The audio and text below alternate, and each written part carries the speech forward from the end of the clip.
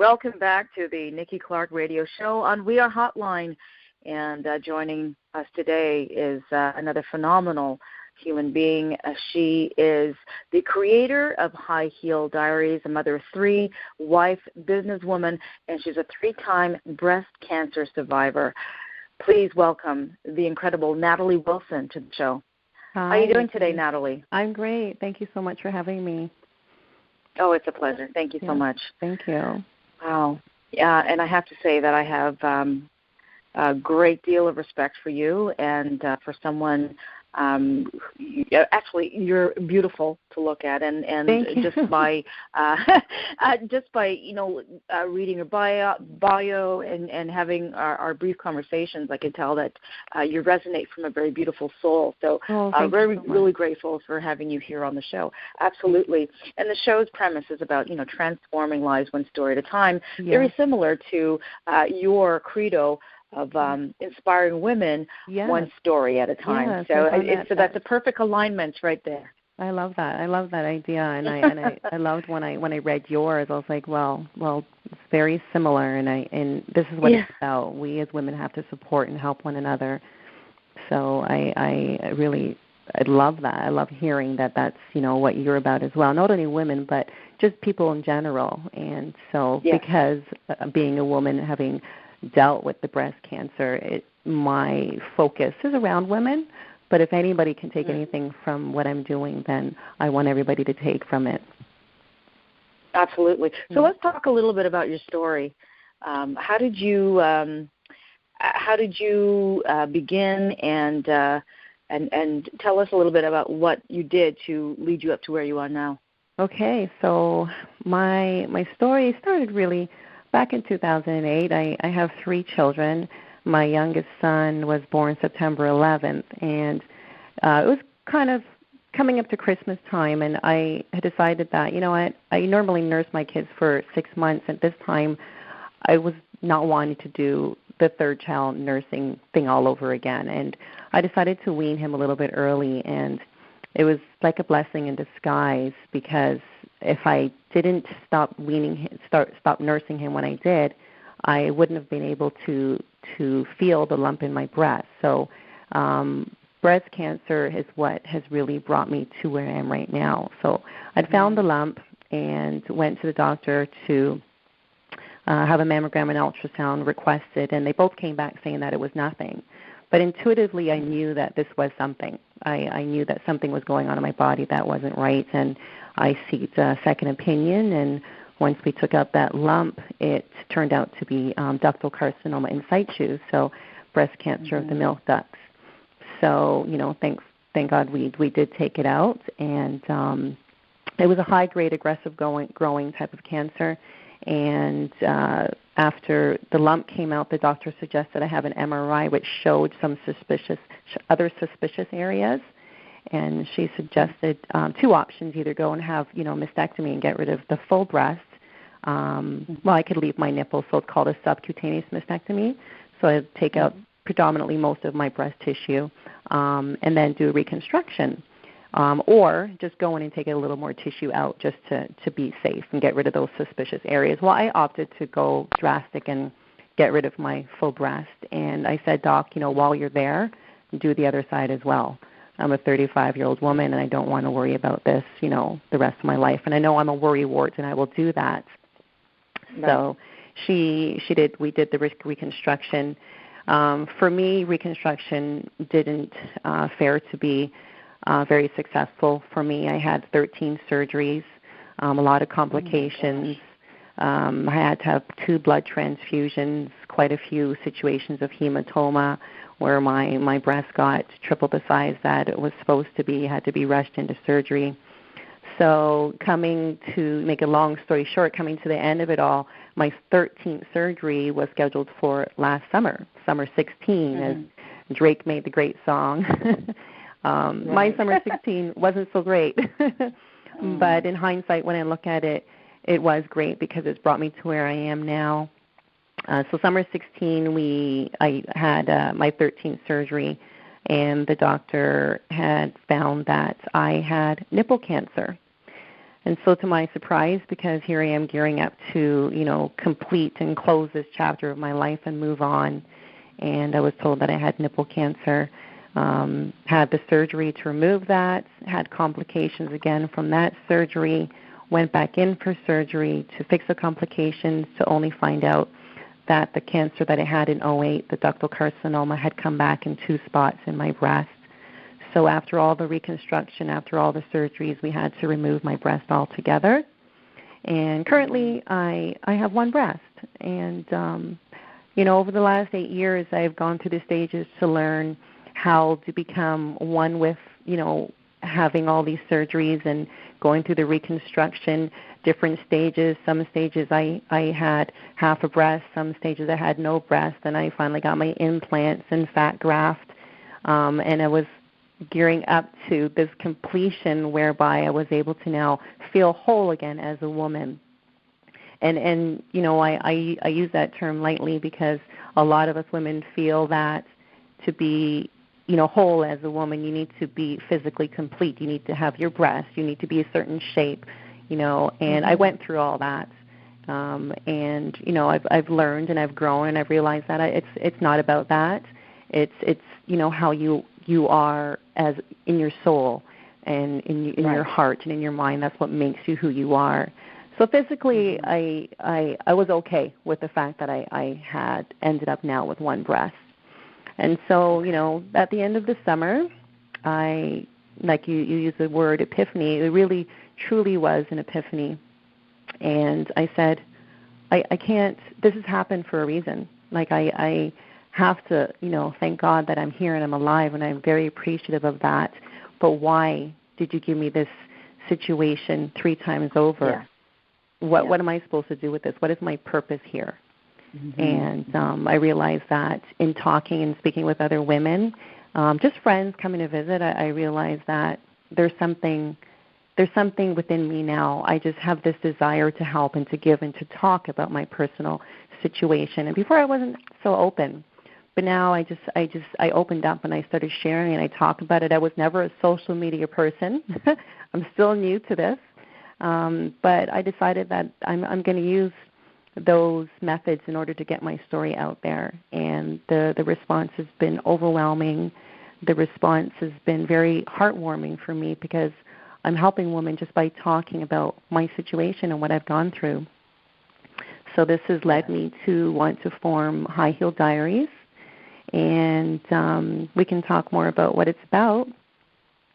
High Heal Diaries has come into place since October of last year is when I started to think about a name. And I started to think of the fact that I always, within 2 weeks after surgery, I got myself back together. I got up, I would be dressed, I'd have my hair done, I'd have my makeup on. And for me, it was a way of making me feel better. Because once I felt better. And you got your high heels on, too. Yes, absolutely. Hence the word high heels. So and I'm a high heel wearer. I truly am. I really don't go many places without wearing my heels. And my children are into sports, and a lot of times I'm coming from work. I'm a licensed paralegal as well, so I'm coming from work and I'm running to the field, and I do have my heels on. So they're like, oh, wow, Natalie, you're so dressed up coming to soccer. Not intentionally, but it just happens like that. But it does. It makes you feel better. And I think any woman that, once they do get their hair done, just came out the hair salon or just got your face done, you do feel good. You walk proud and you just feel so nice. And for me, it transcribed into how I felt internally. And so it was a healing process. That was part of my healing process. And I also started to work with, we have here in Canada, Look Good, Feel Better. It's a foundation, non-for-profit foundation, where women are helping other women. So they're normally makeup artists or facial experts that are helping women that are dealing with cancer in order to show them different ways and tips and tricks and techniques on how to take care of their skin and their face. And even, if they're wearing a wig, we'd show them how to do that. And they'd come in, not feeling so good and not looking so great. By the time we were done with them, an hour later, they were all a glory and all smiles and very happy, knowing that they can put on this little bit of makeup and, they're going to look good and they're going to feel better. And the words speak for itself. So I said, if I can, help women feel that way about themselves, then I want to do something that can give them a place to do it. So High Heal Diaries is, it's a studio. It's my studio where I host women. We speak about their different circumstances, their different struggles, whether or not they're dealing with it currently or whether it's something that they've dealt with prior and they've made their way through the healing process as I have, and they're at a better place right now. So I will focus them on in my videos, and we'll talk to them. It's just a really, candid conversation about what you've been through. And through listening and through other women listening, they can hear that, hey, she's done it. She's going through or has gone through what I'm going through right now, and I'm not talking about it, but she's talking about it. So I'm going to be brave enough to stand up and talk about it because it's going to help me to heal. So this is where the name High Heal, yes. Sorry? I was just going to just reaffirm what you're saying. And there's such a cathartic moment when you're able to just emotionally release the story and people receive it, because I think it's a great exchange of just energy. If you can authentically just share and people just take it in and they can open up and share with you, that's where the healing begins. So I really applaud you being able to create a platform that way. Yeah, yes, for sure. So, and this is where, I keep going back to the word High Heal Diaries. I wanted to explain why the high and the heal. So the high heal, obviously, because I was talking about, feeling good and dressing nicely. But we played on that word heal, and we changed it into H-E-A-L. And I say we because I had a friend that helped me to think of this, and I was like, that is such a great idea. Healing, because obviously this is what this is all about. And then diaries came about because, again, we tend to keep things private, and, maybe it's just something that we've always been told, don't talk your business, keep your things private, keep them to yourself, And so, women, diaries, you write things in your diary, or you talk to yourself in the shower at nighttime and you keep it private, right? So High Heal Diaries, that's what this is all about. But we're gonna open our diaries and we're gonna talk about what's going on now. Absolutely. And it's so true. And I'm of, Jamaican background, and I was socialized as a West Indian not to chat your business. Yes, and absolutely. There's a stigma attached to illness, and it's really unfair for people to believe that and to hold themselves back by not sharing a commonality of some of the symptoms and maybe some of the diseases that people really need to talk about, like high blood pressure and diabetes is big in the Black community, and cancer. So it's a really great thing that you're doing. Yeah, definitely. More information needs to get out there, and I say that we need to get it out early to the young girls, to the young people. In the education system, they talk a lot about the young people. They take home these fake babies and learn how to take care of them. They talk about sex education and home ec and cooking, but how about we bring into the education system the fact that these diseases that women are faced with at young ages, ovarian cancer, uterine cancer, breast cancer, how about they educate them sooner so that when they're, in their 20s, and I mean, there's very young women that are affected by breast cancer. So we need to start them early so that they can learn how to do that test, by feeling your breast, lying down and put your arm behind your head, the symptoms of how you might feel the different types of breast cancer and how they might show themselves. Uterine cancer, ovarian cancer, what it might feel like, or going for regular PAPs and regular tests. We really need to be on top of that for the young girls. So that's an agenda of mine.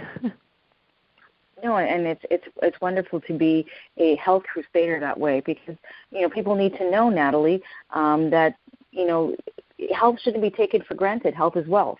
Yeah. And you really have to ensure that you're in proper health. You have to be proactive about it. You can't sit back and be passive and let someone dictate to you how you should do it.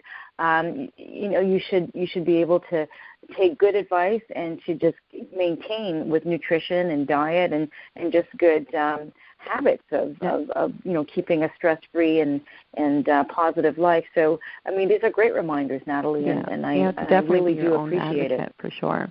Yes. Yeah. Yes, stand up for yourself and be educated too, right? So unless you're educated and informed, you can't know any better. So whether it comes from those who have come before you and that have experienced it and are now imparting the information down, or you just, have a desire and a need to know more about yourself and your body, then, if young people are taught those things a little bit earlier, then they can have the wisdom so that they can carry on throughout their young years and know, what, I got to take care of myself. Mm-hmm. Yeah. Very true. Very true. Yeah. So it's excellent. It's something that I'm very passionate about, and along with speaking with other women and helping other people, I'm still healing myself, and I'm still learning myself. And I think there's no better way than to help another person than through your own personal experiences, because I can definitely speak and not only empathize but sympathize and say, what, I've been there, done that, and I feel your pain. I truly do. And it's amazing how you can be that voice for someone who is voiceless or doesn't have the courage like you, Natalie, to come out and say, this is what happened to me, and it's amazing how you're going to transform their life. Yes. So tell me, how has your life been transformed through this whole process? Well, it's been great. It's been phenomenal. Like I said, I had this vision in while I'm recovering in August and September and October, when I was finally feeling better. I got right down into the nitty-gritty of it all, and I created a brand, my logo. I decorated the studio in 2 weeks in my home, and the inspiration that people are feeling from me being such a go-getter about, I have this plan, I want to help, and I'm going to do it at all costs. I'm a very busy woman. I have 3 children. They're all in sports and activity and French school and homework and all that stuff. For anybody that has many children, you know exactly what I'm talking about. I'm a paralegal. I was working 5 days a week, but when I went back to work, we decided that 3 days would be better. And that was the best decision of my life, because I now have 2 extra days, and those 2 extra days are spent researching, investigating, putting things together for my business, and to see that other people are seeing the goal setting and the inspiration in me as far as go get what you need to get, do what you need to do, and if it's going to help you and it's going to help others, then it's something you definitely need to go forward with. My life has been transformed by that alone. And by speaking about my personal situation, I'm seeing so many people come to me and say, gosh, Natalie, you know what? I am making an appointment with the doctor tomorrow, because I've been feeling this, and I've just been ignoring this lump in my breast, this feeling I've been feeling. I've been wanting to go back to school, and I've just been putting it off, but I'm going to do it now. So hearing all those things, it warms my heart. It really makes me feel good that people are doing better for themselves because of me. And if it has to do with the fact that I've had to go through some hard times in order to be here now to talk about them, in order to inspire or motivate other people, then it was all worth it for me. Absolutely. That's the reward. Yes, well, sure. Natalie, I just want to thank you so much for the time that you've had with us.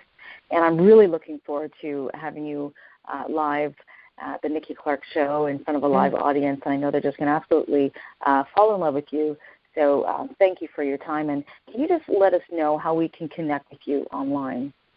Yes, for sure. So my videos, my interviews with women will be held on my YouTube channel at High Heal Diaries. And please remember, heal is H-E-A-L. I always reiterate that.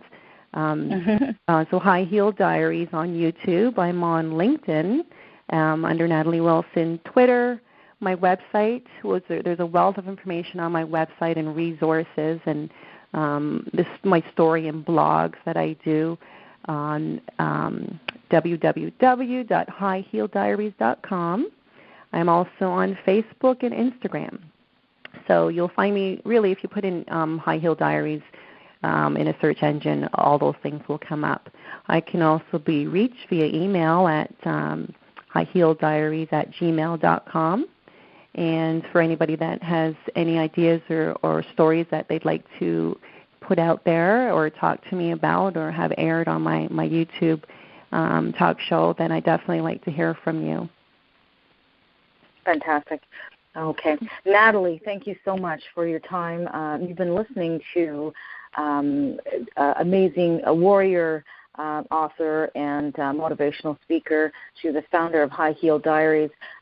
She's been with us on the line. And if you missed the interview earlier, then you don't have to worry. We're going to be playing the interview throughout the week, Monday to Friday at 11 a.m. on We Are Hotline. So, Natalie Wilson, thank you very much. You have a blessed day, and I look forward to seeing you face-to-face very soon. Thank you very much. Thank you so much, Nikki. It was great speaking with you. Thank you for having me. God bless you. Take care. Thank you. Bye-bye. Bye-bye.